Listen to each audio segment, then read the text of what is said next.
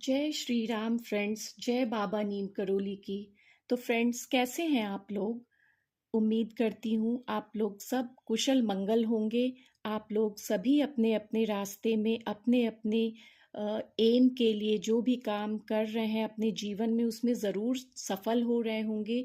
इसी मंगलमय कामना के साथ मैं आज का ये वीडियो शुरू करना चाहूँगी। तो फ्रेंड्स, पता ही है आप लोगों को कि मैं इस यूट्यूब चैनल के माध्यम से रोज़ आपके लिए बाबा के संदेश को लेके आती हूँ।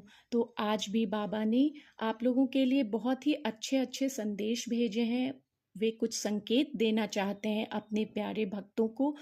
तो चलिए, आइए हम लोग सबसे पहले 2 सेकंड बाबा से कनेक्ट करते हैं, बाबा जी का जयकारा लगाते हैं और सबसे पहले कहते हैं जय श्री राम, जय बाबा नीम करोली महाराज की जय। बाबा, सब पर अपने आशीर्वाद का हाथ हमेशा बनाए रखना, सबकी विनती सुनना भगवान।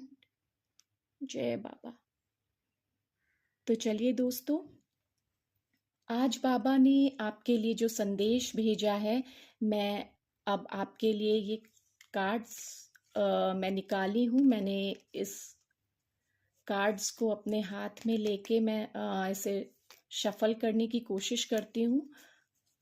कुछ कार्ड्स के माध्यम से बाबा अपने भक्तों को हमेशा कुछ संकेत देना चाहते हैं। उन संकेतों के माध्यम से बाबा अपने भक्तों को बताते हैं कि उनके जीवन में क्या सही है, क्या गलत है, उसने अब तक क्या उचित किया, क्या अनुचित किया, और अभी उसकी क्या मानसिक स्थिति चल रही है, उसके जीवन में क्या चल रहा है, अभी किस स्थिति से उनके भक्त गुजर रहे हैं। इन सब पर बाबा की सदैव दृष्टि रहती है और बाबा समय समय पर अपने भक्तों को उचित सलाह देने की कोशिश करते हैं, संकेत देने की कोशिश करते हैं कि किस तरह से उनके भक्त अपने जीवन में सफलता प्राप्त करें, सुख शांति उन्नति को प्राप्त करें। तो ये देखिए फ्रेंड्स, मैंने इस कार्ड्स को अच्छी तरीके से शफल कर लिया है और आइए चलते हैं। अब हम लोग देखते हैं कि इस कार्ड के माध्यम से बाबा हमें अपने भक्तों को क्या संदेश देना चाहते हैं। तो मैं सबसे पहले इस कार्ड से 3 कार्ड्स मैं चुनूंगी। तो मैंने एक कार्ड, ये देखिए, यहाँ रखा है। ये देखिए, ये दूसरा कार्ड और ये है हमारा तीसरा कार्ड।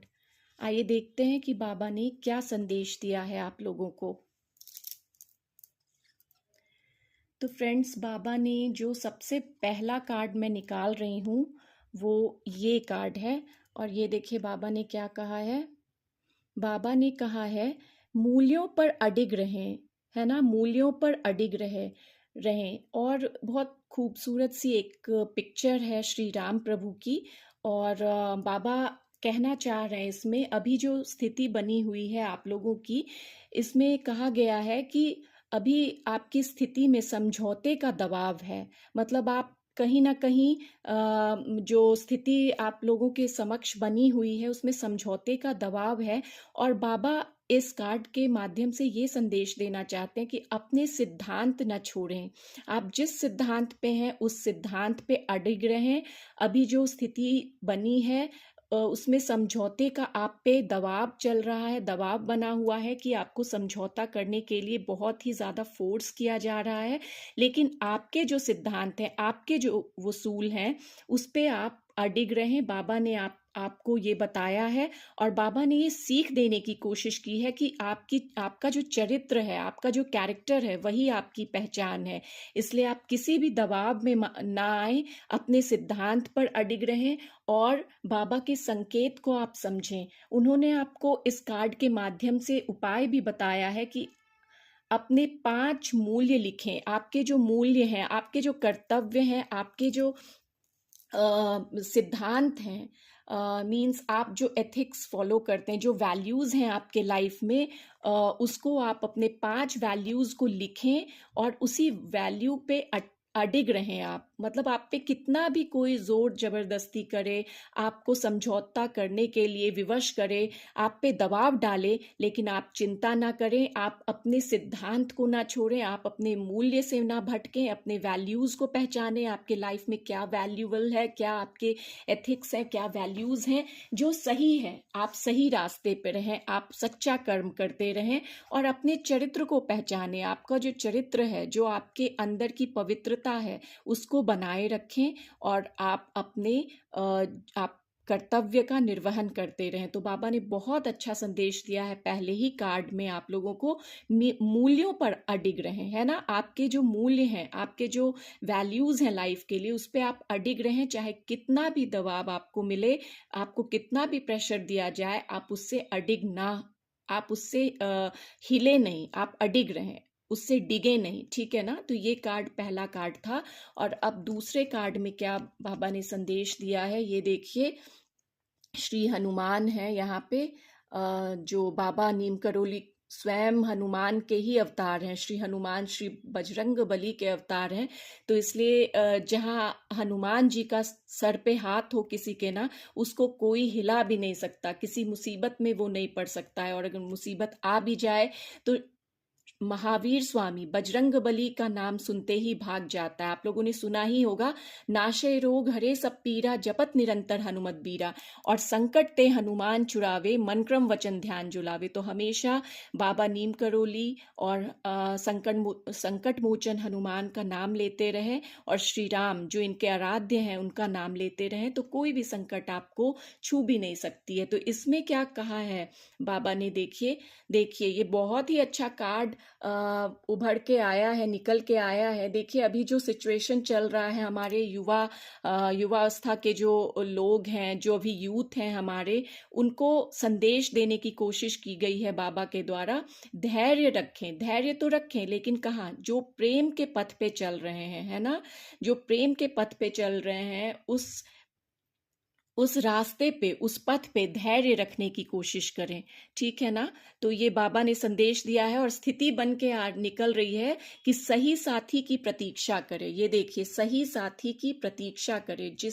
जो भी अपने साथी को खोजने की कोशिश कर रहे हैं, अपने साथी के लिए व्याकुल हैं कि उनका परफेक्ट मैच नहीं मिल रहा है, और अगर मिल भी रहा है तो समझ में नहीं आ रहा है कि वो क्या उनके लिए अच्छा है, बुरा है।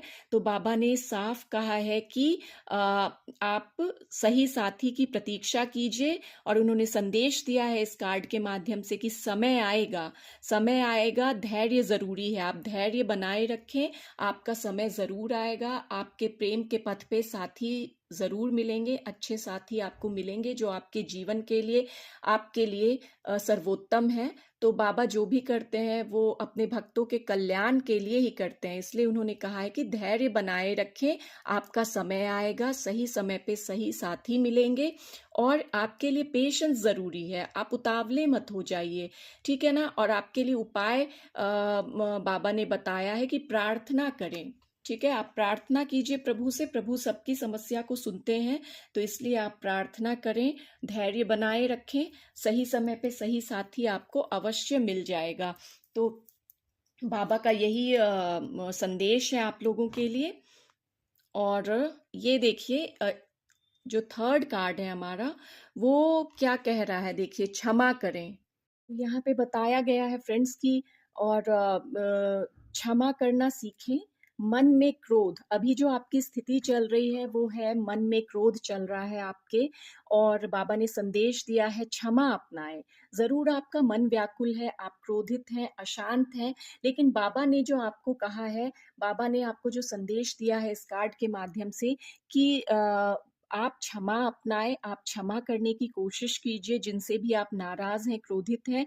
और इससे क्या बाबा ने क्या कहा है कि इससे आपको स्वयं को शांति मिलेगी, ठीक है ना। इस पिक्चर के माध्यम से भी कितना अच्छे ढंग से आपको संदेश दिया गया है कि ये जो रावण है, रावण ने श्री राम की अर्धांगिनी का हरण किया था, लेकिन फिर भी प्रभु श्री राम ने मरते समय रावण को क्षमा किया, उन्होंने क्षमा के रास्ते पर अपने कदम रखे, क्षमाशील हैं श्री राम। आप तो जानते हैं इनको क्षमाशील भी कहा जाता है।